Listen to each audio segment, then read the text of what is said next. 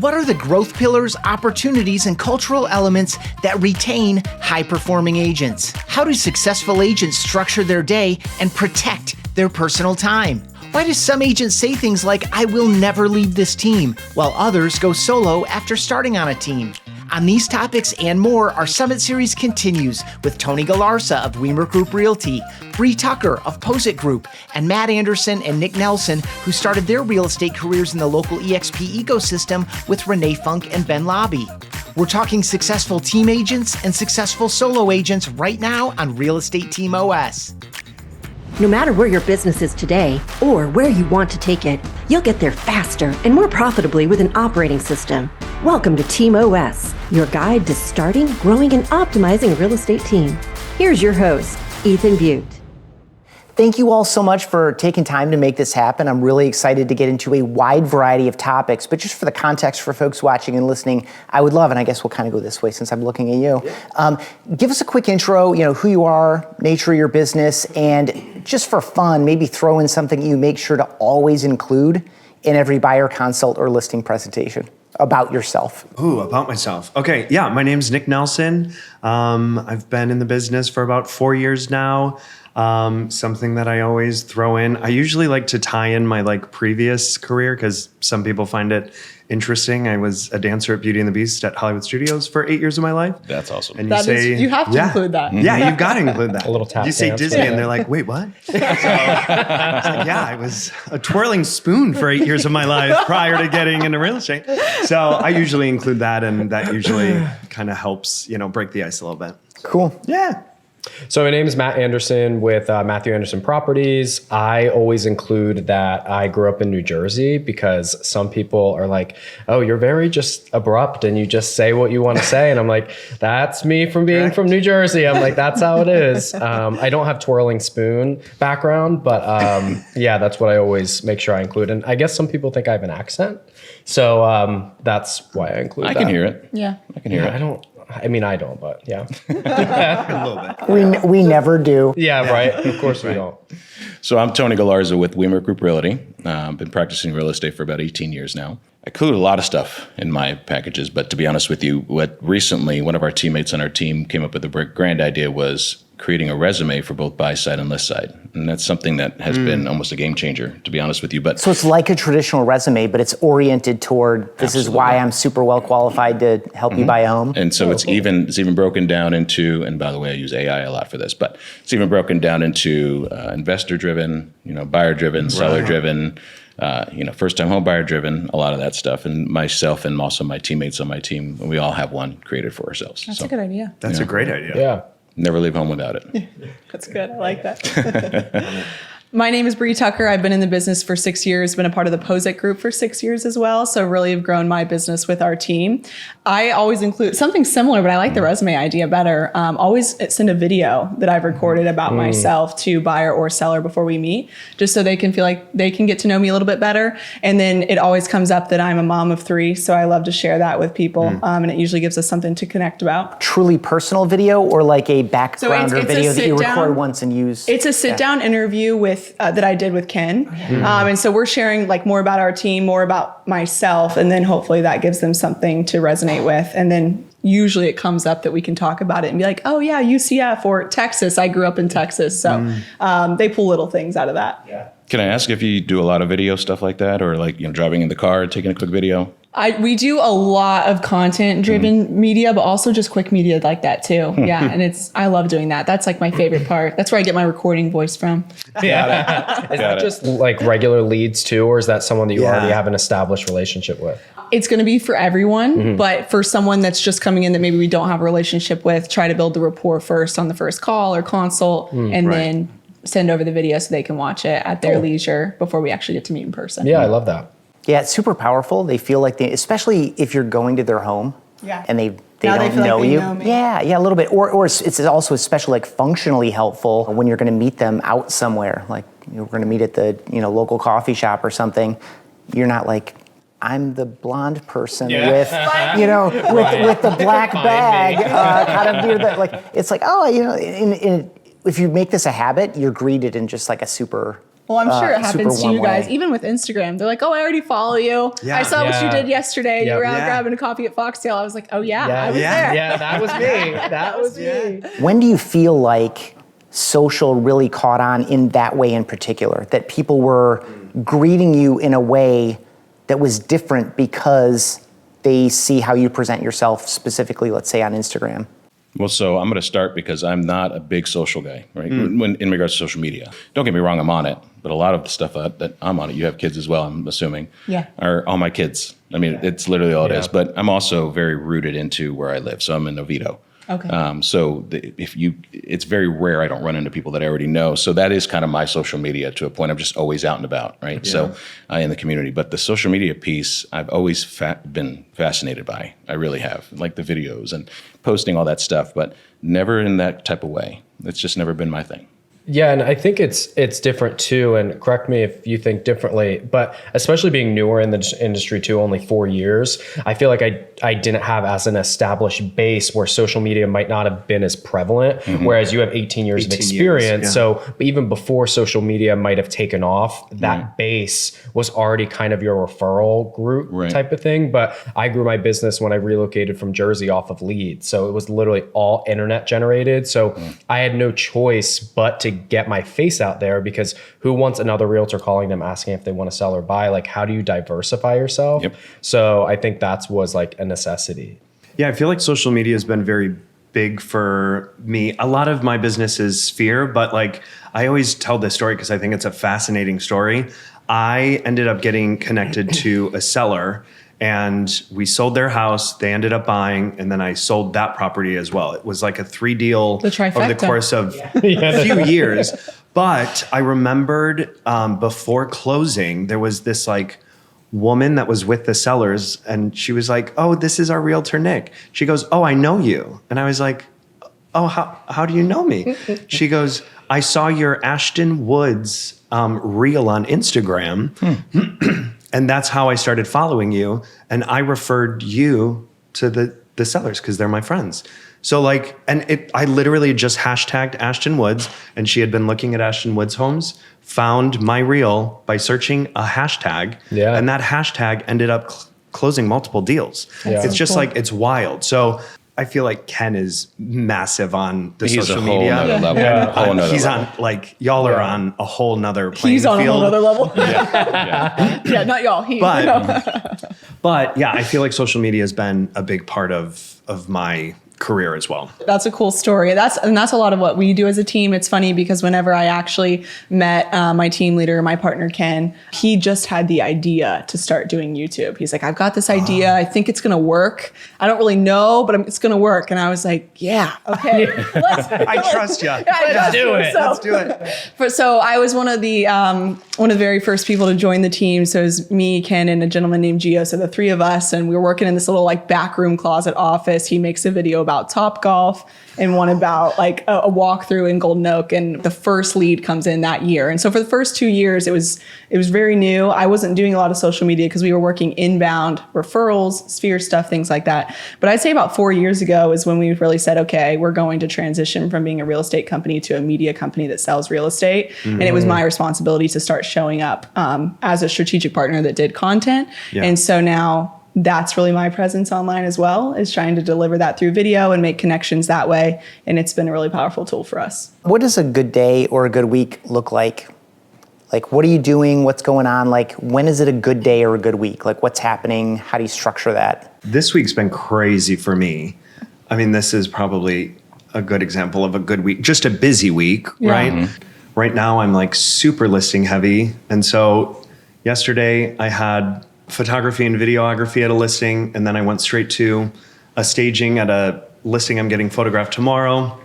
I'm going to another listing shoot right after this. I mean, it's just like I have 3 listings being photographed in the next 3 days. It's go, go, go, and you just show up to, Are there any to be there blocks for. in that? Like, is there anything you definitely do every single day?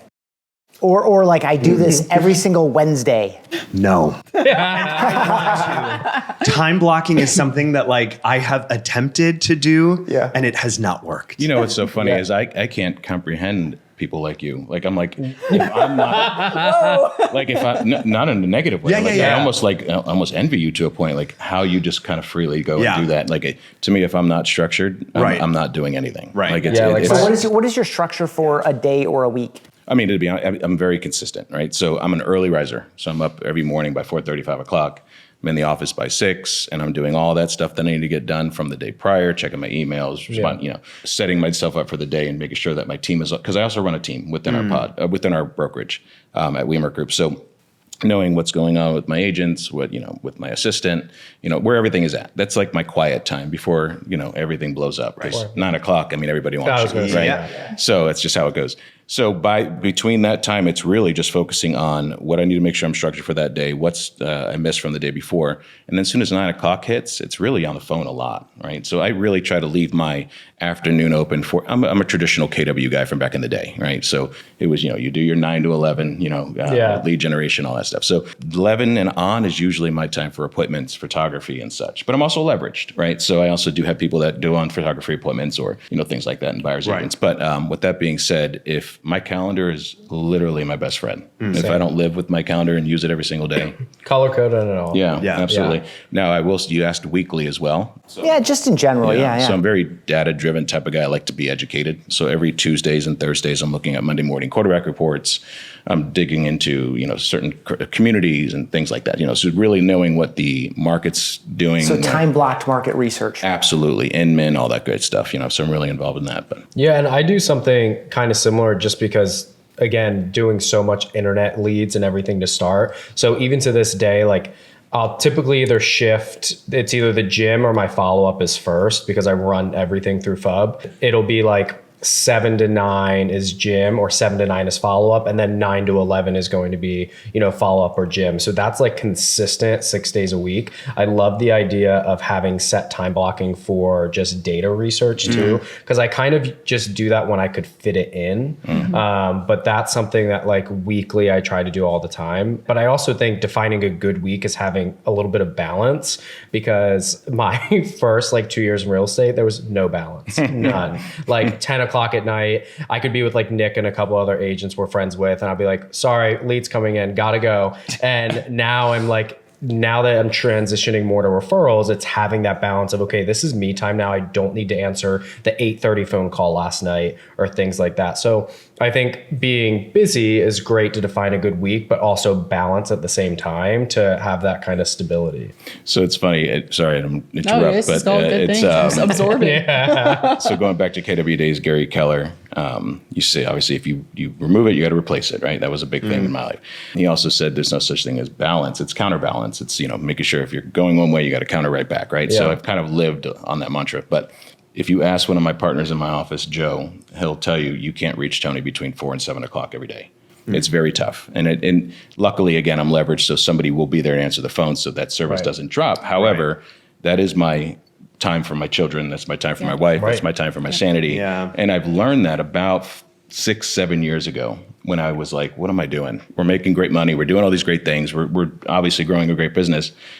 But I'm tired as can be, and my kids are, burnt out. Absolutely. Yeah. So I'm also a baseball coach and things like that. So I literally have to, that time block of my day and it's part of my calendar. It literally says, I'm not going to be available. I love that you said that, because I'll review my whole day, but I also put my phone on Do Not Disturb every day from 3 to 7. So I have 3 kids, but they're 2, 4, and 5. So they're very young. My boys also play baseball, and we live out on the field. So that's been a really important pivot for me as well. I'm an early riser with the kids naturally, so the days do start at 5:30. The mornings are really dedicated to the kids, making sure they're fed and dressed and off to school. My working hours are 8 to 3, and so my expectation is that I'm going to get everything that I need to get done between 8 to 3. That's always going to be prospecting first. That's my first domino that I know that if I get that done, that's the most important part of my day. We meet as a team every single Tuesday, so that's also dedicated on the calendar. That's when we go into market research, like the Monday morning quarterback. And then for the afternoons, I'm leveraged as well. So that allows me to be with the kids and exercise and do the other things that keep me sane. But I feel really good if I can get everything in between 8 a.m. to 3 p.m. What does leverage look like for you? Transaction coordinator, media team, and then a showing partner. Yeah, I was actually to say if you don't block that time off, and when you do block that time off, you feel like that 8 to 3, you actually get so much more done. Well, you get a lot done. So much more when done. I started, I was doing the same thing. I have these 3 little kids. And I would be like working through the evenings, right? And they're like, mommy, I need your attention. I'm like, one more call. This is really important. This client really needs me. And then I wasn't showing up as the best agent or business owner. And I also wasn't showing up as the best mom. So it's like, how do I split those two and be really good and own both of these spaces? Right. And I looked at it and I'm like, that's 7 hours. Like 8 to 3 is 7 hours. Right. Like there's no reason that I can't get all of this done. And then I also like to be very busy and kind of spontaneous. So I kind of had to make myself type A, and my husband's very type A, so he appreciated that. When I started, I finally fully get you now. when I started really focusing on the calendar, setting better expectations with my clients, I got more done and I felt like I was performing better. Yeah, I forget the name of the psychological phenomenon, but it's like essentially we'll take as much time as we allow ourselves. Yeah. So when you compress it like that, and it's like super focused time, as you said, like 7 hours. Well, I have is a great lot of time. example for that because my kids' pickup time actually used to be 4:00. So I would have an extra hour to work out in the morning, and I wouldn't pick them up till 4. It moved back till 3. Well, I have to get them at 3:00, right? So that. No choice. So it's 4. I'm not going to leave them there. So right then and there. You got this, buddy. Texting the teacher again. Hey, sorry. Use Google Maps. You'll get home. Yes. So right then and there, it was like, okay, well, that's my time. And so before, my day was an hour longer because I knew I had till 4:00. Mentally, now I know I have till 3, and I'm actually more productive. And you're right. I think it's the same thing with deadlines and procrastination and all that. It's just the time that you give yourself. Yeah, I also give myself permission to I call it productive procrastination, where I know I'm not really on the task because I'm still measuring up against the deadline. Yeah. But I'm still doing productive things. Right. So I can always justify it to myself. I'm not killing time. Yeah. And Bree, I actually had a question on with how you reset those expectations with your clients from 8 to 3. How did you go about doing that, and how did your clients take that? Reacts, yeah. Well, I had to kind of make it through the clients. I didn't set the expectations with first because that was for me to own and show up. But I've just been doing it up front. Hey, these are the hour, I'm excited to partner with you. We're going to take great care of you. These are the hours that you can reach me. I'm not available between 3 to 7. If anything's urgent, Sarah, my TC, is in the office until 5, and I'll be back to my phone at 7 o'clock. I'm fortunate my kids go to bed early, right? I'm sure that'll change as they get a little bit older. Yeah. But I do still leave myself space to do consultations or calls anywhere between basically 7:30 to 9. Okay. It's not my favorite thing, that will change, but at least leaves it open so that no one's waiting till the next day. Right. And I've never had anyone give me pushback. I think it's just saying it up front. And I was nervous too, because a lot of agents tout, you can contact me 24/7. Right. And that used to be me. Text me at 3 Same. a.m. I've got you. Yeah. But then I realized I think they actually respect you more, and it makes you seem like a busy professional, and they understand that this is a professional role, not something where they should be contacting you maybe all through the night. And if they do, my phone's on Do Not Disturb. I'll catch you in the morning. Yeah, Right. and that used to be me because I had the thought process of, okay, this is a internet lead. They're going to come in, and if I don't answer, someone else will. So that was always speed, and the speed to the lead. speed to lead because that was always my thing. I was like, I will be on the phone before anybody else, and that led not having that type of balance where I was just at the mercy of everybody else. Well, that makes sense. Instead of having those expectations like you had. So that's why I was interested. Well, I think initial contact, speed to lead is still so important. You Yeah. know, don't get me wrong. Not every day is perfect like that. I try to manage it when I can, but there's times when you have to jump in, right? So that you don't lose the relationship. But once you get them on the phone and I feel like you've given your value proposition, you build rapport, then it's and this is when I'm available. right. And I think also, especially on the listing side, it's hey, every single Wednesday, I'm going to be in your inbox. This is the kind of information you can expect. Of course, we have conversations about it whenever you want. I think that expectation setting, definitely I respect that she's clear and professional in the way she's communicating and when she's available, and that she has her family as her priority and these types of things. At the same time, I assume that you're all including some proactive communication to head off. It's multi-layered. 80%, maybe 80% of the common stuff where someone might randomly call or text. You're oh, I've already delivered that, which kind of tees up where I wanted to go next, which is, what role does your CRM play kind of day to day or throughout the week? In your prospecting window, is that where you're there and then you're kind of out of it until, or is it are you mobile more and you're in and out of it all the time? What is your relationship to your CRM throughout the week? Well, if this is a follow-up boss plug, it's great. It's not. It's not. That's why I said CRM. But like, yeah. Well, I mean, I'll start real quick, but I also want to kind of bounce back, but I'll come right back to it. But CRM is everything, right? So just like your calendar is everything, so is our follow-up boss. It is something you're in all the time, in my opinion. So, I mean, our team is very structured in regards to it's expected to call through follow-up boss, it's expected to email, expected to text message, and we do that for a purpose, and it's actually worked out in our favor. So again, I run a team. So I want to make sure that I'm in the know of what my team's doing and they're in the know of what I'm doing, right? And they can see the communication when I'm on vacation. They know what's going on. They see everything. So utilizing that is key. And yes, it does lead our prospecting. I mean, it's 100% leading our prospecting, to be honest with you. We know exactly who to call that next day. We utilize our task and all that great stuff. Smart list, behavior-based. Oh, absolutely. Yeah, and you got to remember, so Wemert Group is very structured. They've helped us become very structured as well. So, you talked about setting expectations, what I want to lead back to. So I have a 17-year-old, a 12-year-old, and a 7-year-old. Right? Okay. So the dynamics are like all over the place. Yeah. It's nuts, and they're all boys too. Oh, awesome. So it's just one of those lives. But I feel bad for my wife. But every single day, I have to literally make sure that I'm structured with all that. And if I'm not, I'm always going off the beaten path. Always, right? So it is a very important thing to make sure I stay structured. The CRM, though, is literally our best friend. We use it every day. Yeah, I mean, I know I've learned a lot about Follow-Up Boss from you because I feel like you're the FUB king when it comes to things. And so we're still relatively new into the single agent life. And so I'm still integrating FUB. I know I'm not integrating it as much as you are because I know you've got your smart lists and your tasks. I'm on him every single day. And Nick. You were like that on the team though as well. So I love FUB. It's the only CRM I've ever used. I know that I'm not utilizing it to its full capacity the way that you are. But what ways do you utilize it? Again, a lot of my business is just sphere. And so I feel like for you, a lot of your business has been leads and people that you don't necessarily have a relationship from the get-go. And so it's a lot more important to have those people in the database for just communication and making sure that you're able to close the deal with that lead.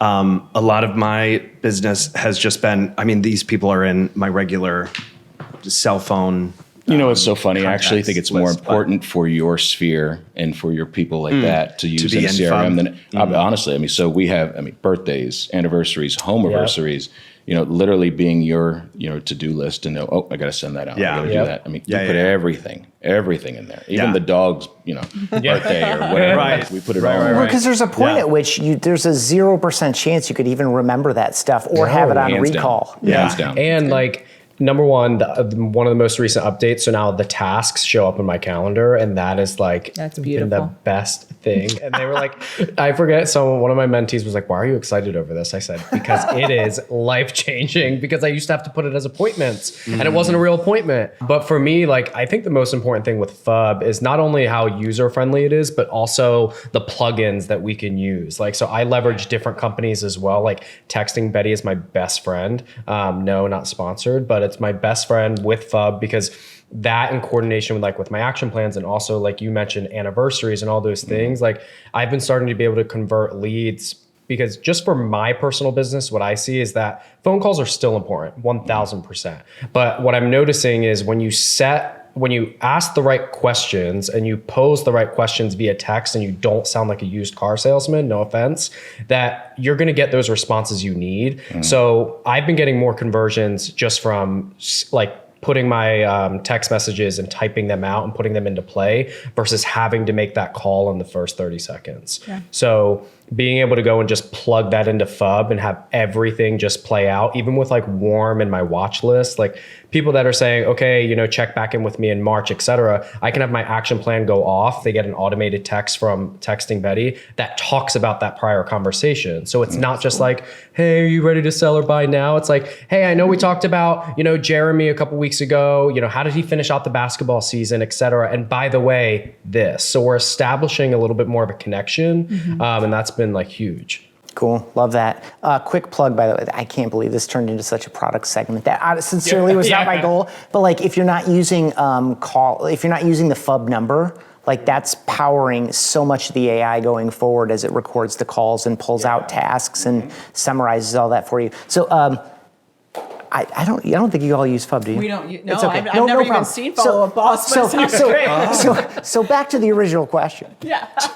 Where does You guys got me. where does CRM fit into your day or your week? Yeah, no, like, we definitely live in our CRM. We use Real Estate Webmasters. It does exactly very it's the similar same, things. Very, it's very high level. Does a lot of great things in terms of action plans, calendar, and we live in the CRM. I mean, we pretty much the rule is like if it's not in your CRM, it doesn't exist. Yep. And so we really try to abide by that with every text conversation, phone conversation, and note. So that way we're not trying to remember it all, and we can really establish a good, well-rounded business. Something that I love about the diversity in this group is you all started on a team, but you're doing your own thing now, brokered by EXP. Yep. You have built a team inside a team, and you have been with your team for your 6 whole years. your whole real estate career. I tried like a few months solo agent before that. Yeah, by the way, that's the conversation I want to have. Like, how are you thinking about where you are and why? Yeah. Well, and then actually my husband saw a Instagram story that Ken posted that he was looking for agents, and he pushed me to do the interview. I didn't even follow Ken at this time, but I had seen him speak before in a market center. And Ken told me he thought I lived too far away. And I like to joke with him that I harassed him so that I could join. And then mind you, I was 19 whenever he took me onto the team. Wow. So it was a really big leap of faith and opportunity that he gave me at that time. So your husband knew that he was doing something interesting. Well, so my husband and I were both licensed. Okay. This is an important part of the story. Yeah. Sorry. We were both licensed. We were thinking, okay, like we were leaving a different career field. We coached competitive cheerleading. That's actually how we met. And we're like, okay, the hours there are not super healthy, right? You're working till like 11 o'clock at night. You have no balance. The income is pretty capped on like what opportunities you have. And we knew we were getting married and we wanted to start a family. So I'd always been interested in real estate. I'm like, well, let's take the test, right? All great things happen once you become licensed in real estate, which wasn't exactly how it started. Little did you know. Yeah. Learn the hard way. Yeah, exactly. So my husband's 10 years older than I am. So, we were balancing, like he's already kind of been through like a career wave at that point. He's trying to figure out what he wants to do and reestablish himself. I'm just leaving college, right? And trying to figure out what I want to do. And we both joined the KW Market Center that Ken was at as single agents. And so we heard Ken speak one time, and then we were kind of trying to figure it out ourselves. We probably did 5 or 6 sphere deals. My husband and I decided we really shouldn't work together, That was probably the healthiest thing we could have done for each other. And so he went off into the insurance field, and then that's when I interviewed with Ken and said we were really going to make it work. And it was still a slow ramp up. I mean, I'm so fortunate to be on my team. It's taught me everything. Ken has really poured into me, but there was really tough conversations those first 2 years. Like, am I going to pivot to basically a corporate full-time job? Do we need to look for benefits or something that's more consistent? Right. And I always look back now and that if I wouldn't have continued on that path, my life would be very, very different than it is today. Right. So it's been an awesome journey. Yeah, I don't know that I did the math right, but you started obviously pre-pandemic. Right. So that was like a slightly leaner time than, say, 2021. Right. Right. Yeah. And that's what's interesting is like when I first started in the industry, like you guys can all attest. I know you just started about 4 years ago, but 2019, it was a normal market, right? And so I at least got to build some skills then, but then we were thrown into pandemic years where everything was just kind of thrown in at the wall to see what would stick. 100%. And skills were out the window, and now we're back to a skills-driven industry, or at least a skills-driven climate, I would think, for where the market's at. So that definitely benefited me. I mentor agents on our team now, and so we have some agents that started with us actually in the pandemic, and it's really hard to shift back to like the conversation-based.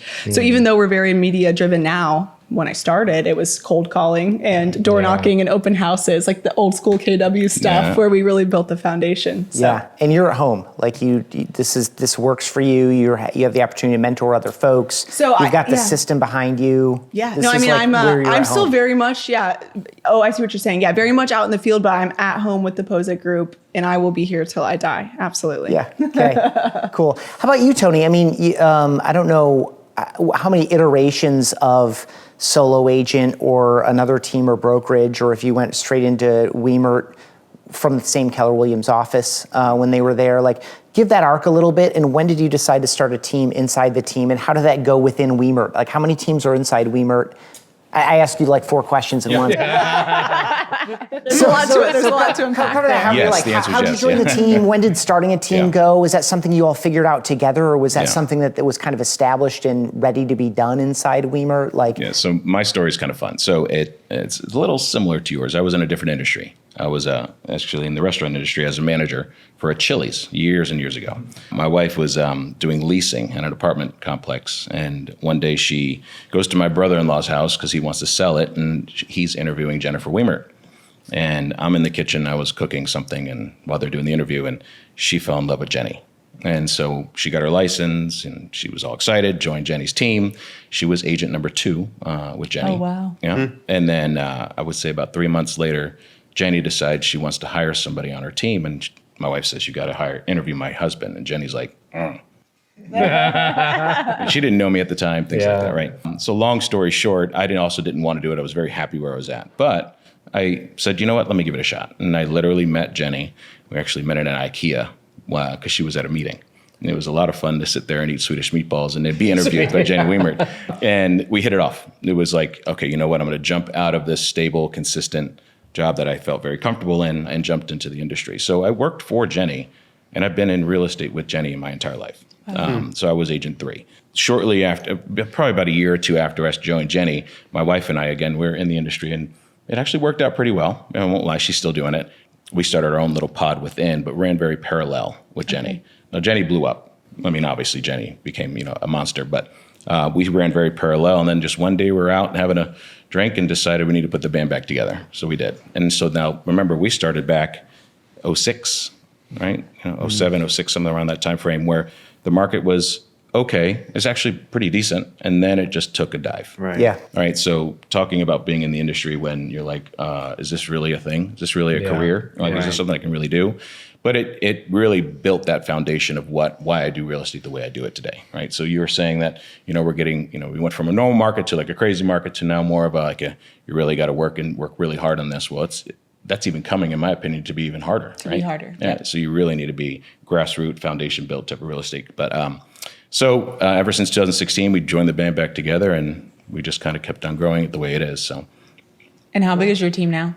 So my team right now, we have 4 agents on our team. All buyer's agents? So I'm a listing agent, and then the other 2 are buyer's agents, and I have an executive assistant. Okay. But again, we're also with Wemert Group, so we're very leveraged through them as well. We have a transaction coordinator that's dedicated to us. We have a marketing department as well that does our listings and all that great stuff. We have a COO, Emily Smith, who basically does everything. I mean, you can call her. But the true dynamic, I think that's even more important than all that leverage is the team, the way it's structured itself, right? It's really neat. It's not just a brokerage, right? We're a real estate team that's kind of made up of a bunch of great agents that truly want to work together. There's really no competition within each other. It's very weird. When you kind of really implant yourself in it, my leverage actually comes from when knocking on somebody's door saying, hey, I need your help on this. I'm running the CMA, I can't figure out the numbers, right? Or the frog meeting, you joined us the other day, right? Yeah. The listing team meeting we did, like having all of those collective, brains in that room together, working on one person's listing because we can't get it sold, and trying to figure out what it's going to take. Like that to me is what really there were like 35 or 40 of the agents in the room just either learning or brainstorming together on, dealing with what's going on in the market. I'm sure it was a different conversation 2 years ago, and I'm sure it was a different conversation 4 years before that. But that Jenny told me probably 2 years ago when I first met her, we compete in the market, but we don't compete internally. There's no leaderboard or that kind of a thing. Yeah. And I definitely got that feeling spending leaving KW inside your office. Yeah, leaving KW and when we started Wemert Group Realty, I always saw top-down sheets when I was at Keller Williams. I always wanted to see where I ranked. Yeah, it's not even a thing anymore. Yeah. Like it's we don't applaud that. Like everybody does what they want to do. It's their goal. So the collaboration just completely turns so much different, right? Well, I think when you can separate ego too, and you can just come together collectively, it's going to benefit you so much more than worrying about what your number is. Right. Agreed. Yeah, I hear that in a team context a lot. Like when people are talking about, should I be a solo agent or a team agent? It's this, can I release control? Can I follow someone else's plan? So you guys both started inside a team, but have gone solo, but you're still kind of connected with other people. Yeah. Talk a little bit about how that went for you, Matt. Yeah, so I actually, a little bit of background, I got licensed I was getting my PhD at Florida State. What were you studying? Criminology and sociology. Okay. Wow. So yeah, I got a scholarship to go to Florida State. That was great. But after I got my master's, it's when the pandemic started to hit. And I said, I do not want to be doing high level statistics remote from New Jersey. And I was like, absolutely not. And I'm like, I'm done. I'm out. So I ended up leaving. I went back to New Jersey and I lived in Philly for a little bit during the pandemic because I did not want to go back to my parents' house. And I was like, this is not healthy for us. So I did that and I got licensed. And of course, like 3 months after I got licensed in New Jersey, my friend Sam was like, we have no ties here. Like, let's just move to Orlando. And I was like, screw it. So we did that. Then I had to get licensed in Florida and I got connected to my old team leader, Ben, through another connection. And I joined his team from day one.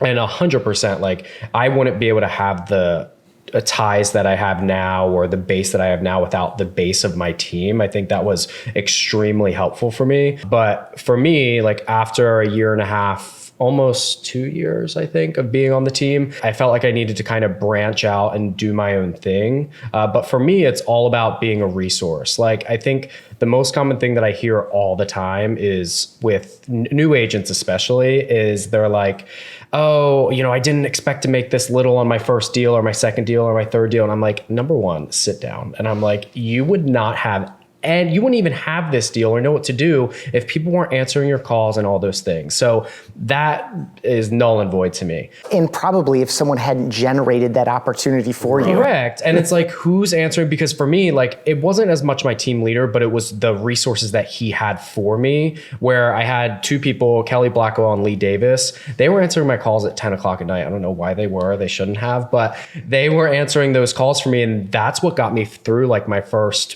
5 to 8 deals. I needed that hand holding. But after that, when agents continue to do more business, like after your 10th deal, and you start seeing those splits and things like that, and you start learning more, I wanted to transition more to like just being a resource group. So my focus now, having Matthew Anderson Properties, I don't have a team. I don't plan on having a team, but I have a Slack community. I don't know if anyone else is familiar with Slack, but live and die by that too. Big fan.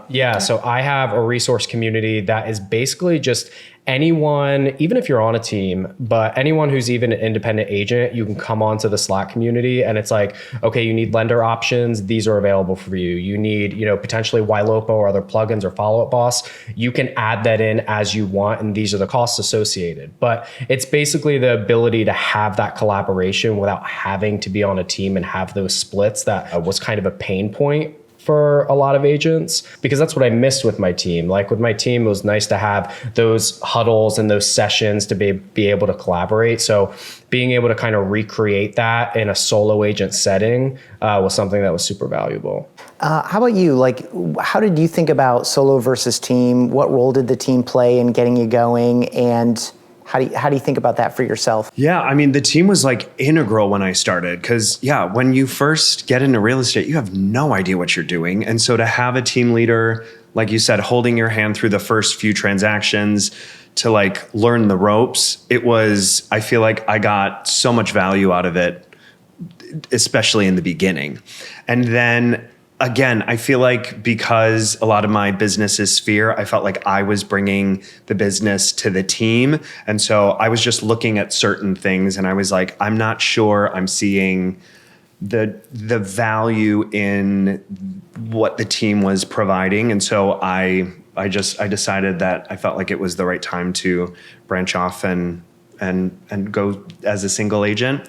And then, everything that Matt has set up has kind of helped put the resources that the team had provided for me without being under the team umbrella. So But I also think like it's depending on situation too. Like we have a really 100%. close friend, Marar Sprignoni, who's with the Figueroa team, and she was originally going to go independent too, but she has 3 kids. She has a staging company. There's so many other things that were like moving parts for her that she's like, I need a team because they provide that additional support. And every team like Ken and Wemert, like they're going to provide different things, right? Like not every team is made equal. It really is dependent upon that individual, what their lifestyle looks like and what they really need, and if those teams can address those pain points. Yeah, like I don't have kids. We've got 2 dogs and that's it. Same. You know, I feel like if I had a family that I had to tend to every day, I feel like, I don't know how you know, to do being it, so hats off to you too. being a mother, being a father is a full-time job in and of itself. So Yeah. I feel like I have additional time that I could be doing things myself that I didn't necessarily need the support of the team resources for. But yeah, going back to Mararis, it's a perfect fit for her. And she did not become a single agent because she still needs those resources because she's running kids her around lifestyle. and she's got school and she's got all these things. So Yeah, I mean, from my seat, having done this for 110 or 115 episodes, primarily with team leaders and operators, but also a handful of agents. And again, thank you all for doing these with me too. I've had a handful of agents on the show as well. I mean, the one thing that's obvious, and I think you would all like nod your head in agreement to, I'm not asking you to do so. It's coming. Is Might have been what you said. Is it there's no one right way to do this business. Right. You can find 1000%. success however you want. There's no like perfect team or perfect team model or perfect team structure. These relationships that you all have to your teams and to other agents in the market and all these things are about, you know, just finding the right partnership and what works for me and what I want to do and what success looks like for me. And that changes over time. So, Correct. you know, I have to jump in and not necessarily challenging because I do agree with you. Jenny, back when I stepped off the team and I started my own little pod or my own team within Keller Williams, I had that same mindset. I was like, you know, I know what I'm doing now. I really figured it out. I can make this work for ourselves. And I've learned from one of the best. I mean, Jenny is hands down one of the best. And then you fast forward to when I joined the team back again, one of the comments that she made to me when we were sitting down having that drink, when we decided to put the band back together, was she said, it's my fault for not thinking big enough that I can keep you with me and still it makes sense for you to stay, right? And so it kind of was like a shift for her mindset, right? And that's also when she kind of stepped back away from doing all the listings and she, you know, started leveraging all those things. So it was a paradigm shift in her life to make that decision. And then there was another big shift in our business with our splits. And because her mindset, and Mike Wemert as well, I have to give him a lot of credit to, but when they decided to not look at splits the way they used to look in the traditional way they look at it, and to look at it more as I want our agents to be able to actually build businesses within our team, that was massive, right? So I was kind of pigeonholed in being a listing agent or, you know, running my own stuff and maybe having an assistant, but, you know, lower level type of assistant before the splits. After the splits, I was able to grow a team within, and remember, my expenses are very low because the team absorbs a lot of that. Right. So it was a mindset shift for me to be able to realize like, wow, I can actually do what I wanted to do when I stepped off of Jenny's team years ago. Build a brand within the team, build also a pod as well, and that's been massive. So, but where you're coming from as well, if you don't have that structure, you know, if you don't have that, So those I changes, think- it makes sense. And I think for you too, because Nick, I know you're about to say something, so sorry, but I think correct me if I'm wrong, that you going back to the team actually allowed you to just blow up your business even more. Because you had the background because you had the backing of Jenny. Oh, sure. Absolutely. Yeah. Instead of like you said, you knew exactly what you were doing going independent, but then you knew if you went back, you could get even bigger, develop the team on your own and have those resources. And I think that was a little bit different for me with my teams. I felt like I was capped. Like I didn't see what was going to be happening after that. And again, that's fine. Every team's different. Every team, yeah. But I didn't see where we could level up from there.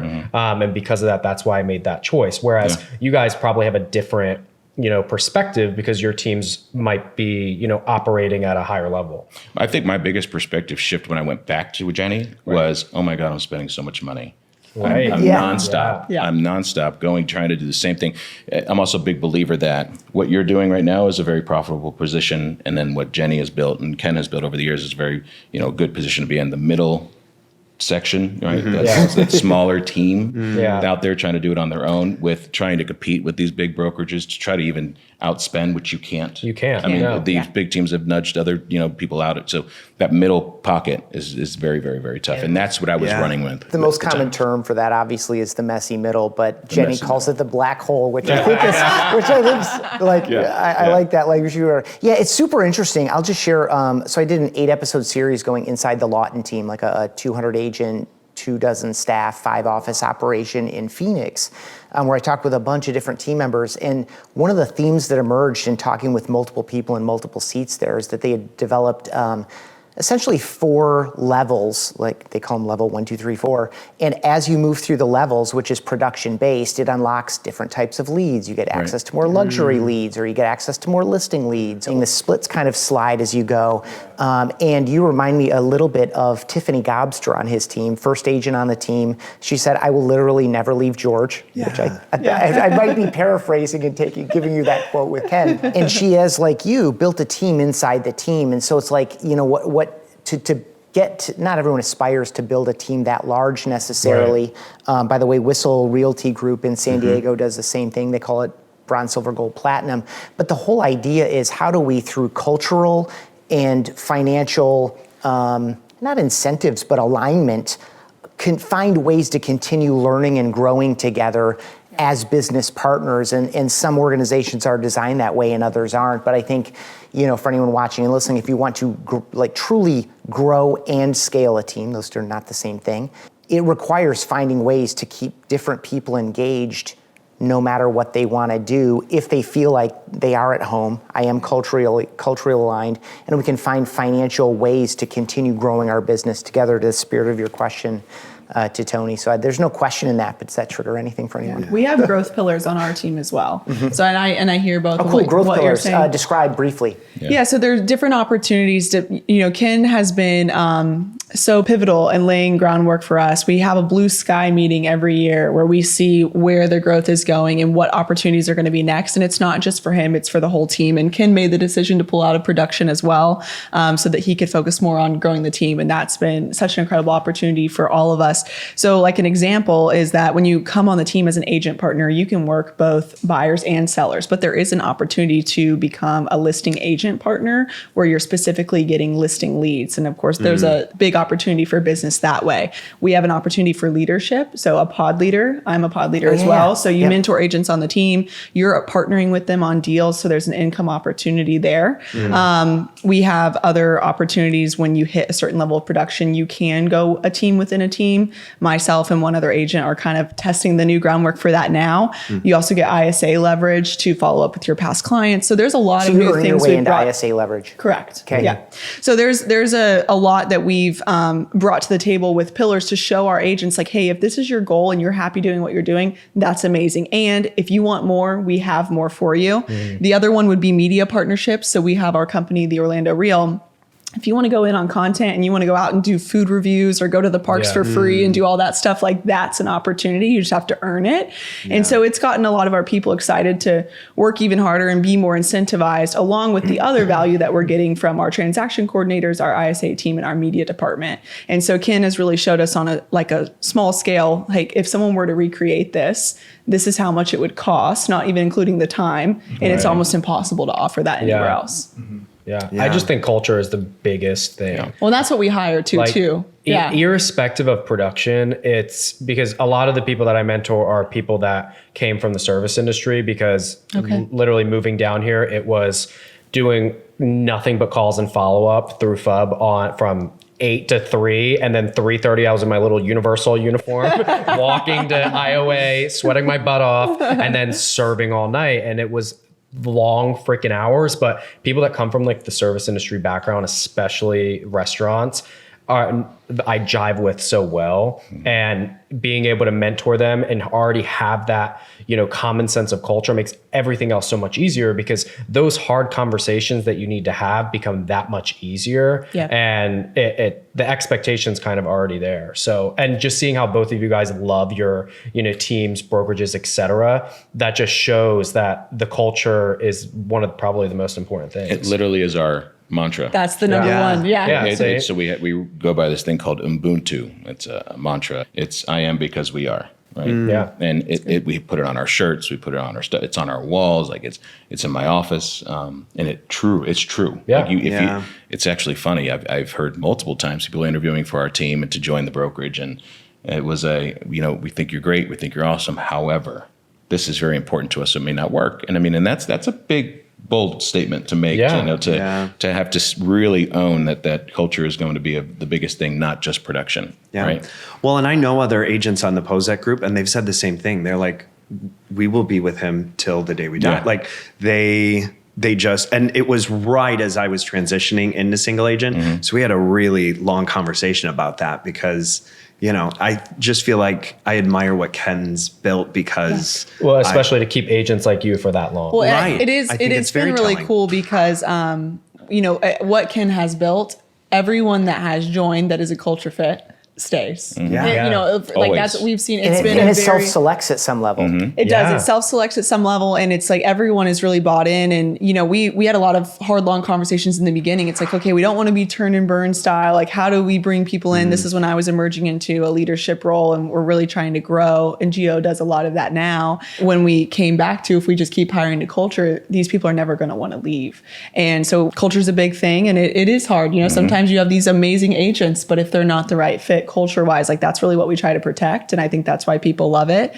And even further with culture though, like we've had conversations where, yes, we're a family, but really what we are is actually a dream team. And what that means is we have standards for each other. So we don't let things pass just because we're family, right? We love each other, but we also want to thrive and succeed. And I think that's helped us make that shift. And family needs to have hard conversations. Yeah. Well, sometimes like what we came to was like sometimes family won't. But the team will. A dream team will. Because you have standards and you have expectations and you're all after the same common goal, Right. Which is interesting because we do get the opportunity to all build our own individual brand within the team. Yeah. We can do content, right? We can grow our personal brand. But when it comes back to it, we're all the Pozek group. And it sounds like that's kind of similar. It is very. It's funny. The culture piece of it is we celebrate a lot of things, but we don't celebrate numbers as much. But we do celebrate. We have, and don't fact check me on this, but we're 80 to 90 people on the team, something like that. And the one number that stood out to me the most is when we went to Detroit and we were just kind of celebrating and all the success we had last year, all this, and Mike said our average tenure on the team was like 4 to 5 years. Now with with 90 people, the average is 4 to 5 years. That's a lot. Huge. That's not just because you're making a lot of money. Right. No. That's not at all, right? It isn't. I feel like they're I a got part to of see, something. when I spent some time with you all, I got to see one of multiple 10-year anniversaries. Yes, you did. Yes, you did, actually. That's amazing. Yeah, we have a single agent that joined us almost 2-3 years ago. She was selling about 30 to 40 homes on her own as a single agent, and she loved what we were doing for content. She wanted to recreate the YouTube channel. Ken actually sat down and met with her and said, hey, this is what you need to do. This is the path. I'll give you all my secrets. She comes back. She's like, that sounds like a lot of work. I would rather just join the team. And that's a big shift basically to, when you're selling 40 on your own, you need to sell 80 on a team, give or take. And she made it through that transition period, and she loves it here. And she's also one that would say that she would die here. And, she like the leverage on the team and even selling more and working harder gave her that place in our culture. And she's, I think, gotten to grow more and become more leveraged because of the content, the media, and the support. Yeah, it's just a different experience, and the choice is up to the agent. But this idea of like, you couldn't sell 80 on your own without putting your health and your family and your friends at risk. Right. Right. Well, I mean, you could. I mean, some people have done it, but they're like that. It's a pretty like maniacal commitment. Like you gotta. So like, what matters is A, what you want to achieve, and B, what you take home at the end of the year. No, I was just going to say, and like, let's not forget the mental health side of things and like staying sane, because I have those days all the time where I'm like, why am I doing this? I don't know about y'all, but it happens all the time. What helps you the most get through the burnout? I could say the gym, but realistically, I feel like that's a chore. That's a chore.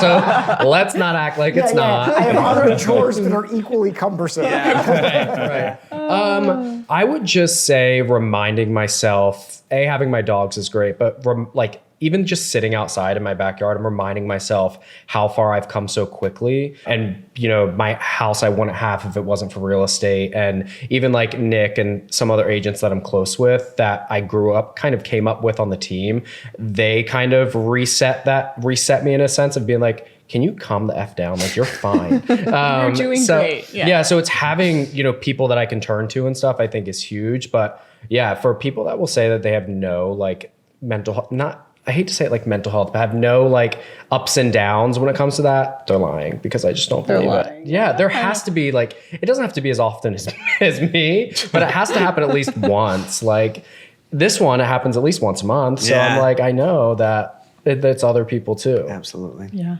It's a reality. It takes time to really figure that balance out, that counterbalance out, but it's a reality. Yeah. It doesn't happen as often anymore for me, but I think my biggest shift for that purpose was I realized why I was doing what I was doing. Like it wasn't. I'm not just here to be a machine and to just sell. But I mean, you were at our lunch the other day, and a partner of mine, Corey Welsh, at one point in time when he was a strictly listing agent on the team, he was closing 130 to 140 on his own. Yeah, it's insane. Wow. On his own, right? Wow. And obviously, he made great money. All these things are great. He's putting himself on the map. He's doing all these great things. But then a couple of years down the road, he just hit a wall, and he just could not conceptualize like I can keep this going for years, let alone one. Like, So it's just you get to a point where you're my outlet is coaching baseball. It's not a chore for me. It's one of my favorite things to do on the planet. It just truly is. But I've literally had the time blocking piece and being able to say I'm done, I'm disconnected, and then I'll reconnect back in and give it my all has been like a no-brainer. Oh, and fantasy football season, don't talk to me. Oh, forget it. I'm going to. I am like, so I have like 7 teams. That is like my outlet. It's just not a year-long outlet, which is maybe for the best. But that's my burnout because I lose every time I try. I'm like, forget football this. season, I'm like, I am in there. Yeah. Yeah, somehow it can feel like more high stakes than what you're doing the rest of your and time. mind you, there's like $20 on the line. I'm like, I need to win. I get more angry about that than losing the listing. Yeah, same. I'm like, same. are you kidding me? And I don't even know why, but it's that's so funny. Yeah. Well, there's an ego attachment. Oh, and there's a leaderboard. There is. See, take it away. It'll be fine. Just a few episodes from now, we'll pick back up on this conversation with Nick, Bree, Matt, and Tony, and we'll be talking about listing communication strategies and social media strategies that are working for them in today's market. Next up in the Summit Series, our 4 team leaders break down lead sources and lead distribution, the state of their agent avatars and recruiting funnels, threats and opportunities ahead for the real estate team business model, and more. Get updates on this series. Get email exclusive insights every single week. Get instant access to 8 subscriber-only episodes. It's totally free, it's easy to do, and it's all at realestateteamos.com/subscribe. Thanks again for watching or listening. Thanks for checking out this episode of Team OS. Get quick insights all the time by checking out Real Estate Team OS on Instagram and on TikTok.